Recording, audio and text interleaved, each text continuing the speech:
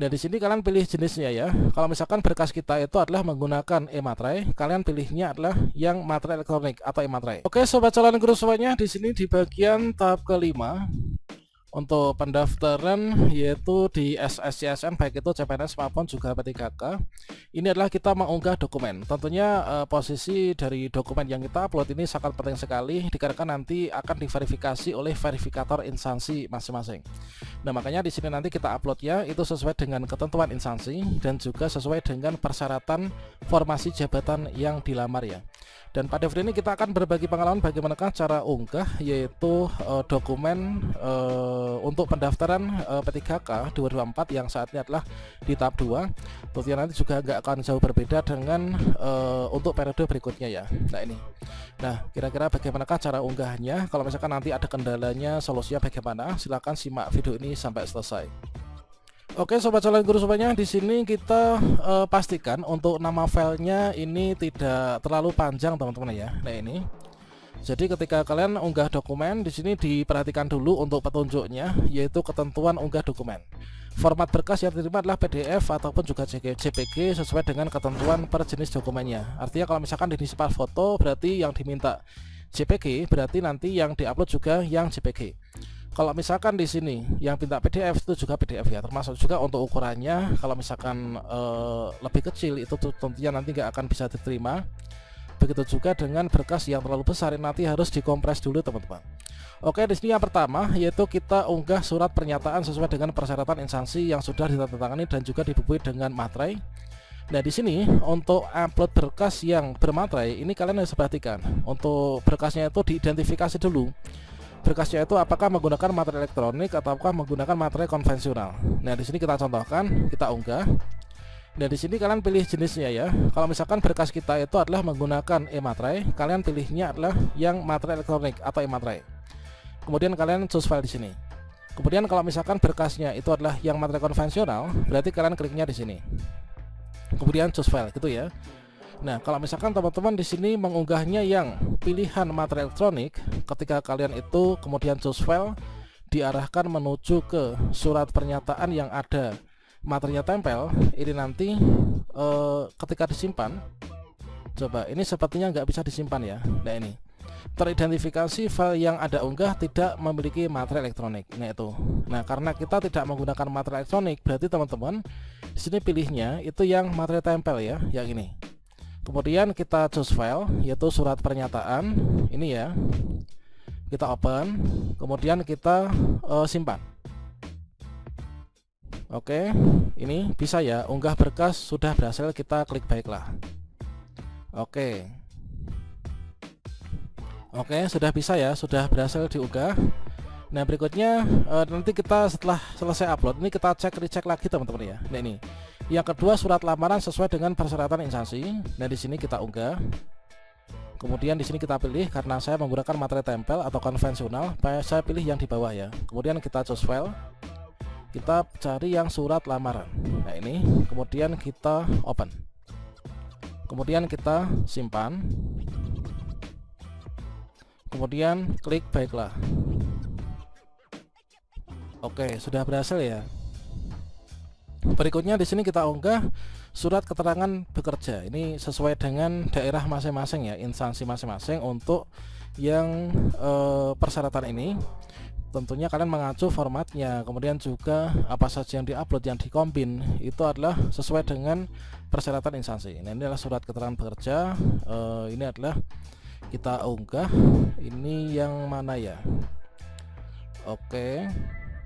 Kita unggah yang di sini, kemudian kita open. Nah, ini kalau ini nggak ada perintah menggunakan materai, jadi di sini kita tidak ada pilihan untuk penggunaan materai elektronik maupun juga konvensional ya. Oke, kemudian KTP, ini kita pilih unggah KTP. Kemudian kita arahkan ke KTP-nya, kemudian di sini kita open ya. Oke, menyimpan dokumen sudah ya. Kemudian surat keterangan aktif bekerja. Oke, keterangan aktif bekerja. Oke, yang ini. Kemudian kita open. Oke, sudah. Kemudian kita scroll ke bawah.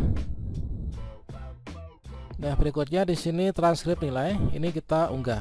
Nah, transkrip nilai ini tentunya sesuai dengan transkrip yang digunakan ya. Nah, ini. Kemudian kita open saja nih. Nah, ini sudah. Nah, kalau misalkan sudah, ini teman-teman kalian silakan dibuka ya, dipastikan kembali. Tentunya kalian sambil membaca lagi untuk pengumuman pendaftaran CASN yang ada di instansi masing-masing.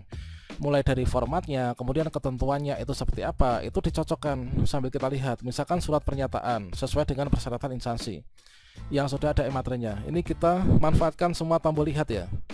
Kita klik lihat, silakan dicek lagi ya untuk di berkas-berkas ini apakah sudah sesuai, mulai dari formatnya ini apakah sudah sesuai, kemudian kebenaran datanya ini apakah sudah sesuai, sudah benar ataukah belum itu kan. Nah, ini kemudian penanggalannya, kemudian apakah sudah ada materainya. Nah, ini kalian harus cek dan dicek lagi.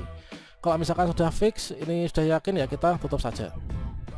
Kemudian berikutnya surat lamaran nih. Surat lamaran kita buka. Nah, ini surat lamaran dicek lagi apakah penanggalannya sudah benar, peruntukannya apakah sudah benar, kemudian untuk data identitas kita ini apakah sudah benar, formatnya apakah sudah sesuai dengan persyaratan instansi, kemudian untuk di bagian ini apakah sudah tanda tangan, apakah sudah ada materainya atau belum. Kalau sudah, kita tutup. Berikutnya surat keterangan bekerja. Nah, ini apakah sudah sesuai dengan persyaratan instansi, kemudian berapa lembar untuk di-upload di kolom ini, silakan disesuaikan ya dengan instansi masing-masing. Apakah ada surat pengalaman pekerja, SPTJM atau mungkin apa. Nah, ini oke, sudah ya ini. Kemudian berikutnya kita cek untuk KTP nih. Kalian lihat untuk KTP-nya apakah di sini berkasnya blur ataukah tidak, apakah sudah sesuai ataukah belum. Nah, kalau misalkan sudah terbaca dengan baik ya, ini kita tutup saja nih. Kemudian surat keterangan aktif bekerja ini ya. Nah, ini adalah apakah teman-teman sudah benar ataukah belum. Untuk surat keterangan aktif bekerjanya ini apakah blur ataukah enggaknya, keterbacaannya ini apakah sudah sesuai ataukah belum. Nah, ini berikutnya ijazah nih. Ijazahnya apakah sudah sesuai dengan persyaratan instansi dan persyaratan jabatan yang dilamar. Misalkan saya mendaftar di ini ya, di pengelola umum operasional kan mempersyaratkan ijazah SD. Berarti di sini saya pastikan inilah apakah sudah benar ijazah SD, apakah mungkin juga di sini ijazah apa. Jangan sampai keliru ijazah SMA atau mungkin juga S1 ya, karena yang dipersyaratkan itu. Kemudian transkrip nih, kita lihat transkrip apakah ini sudah sesuai, apakah ini transkrip yang berkenaan dengan ijazah yang tadi kita upload ataukah belum. Kalau sudah ya kita tutup. Kemudian pas foto formal terbaru. Nah, ini kita cek apakah pas fotonya ini sudah foto kita sudah sesuai, terbaca dengan baik ataukah belum. Kalau sudah ya sudah. Nah, setelah itu, setelah dipastikan semuanya dicek lagi ya, maka teman-teman di sini bisa nanti akhiri pendaftaran. Namun ketika mengakhiri pendaftaran ini harus berhati-hati, dicek lagi semua isian data dan juga berkas yang diunggah ya. Oke, kira-kira seperti itu. Semoga bermanfaat ya. Salam sukses untuk kita semuanya. Wassalamualaikum warahmatullahi wabarakatuh.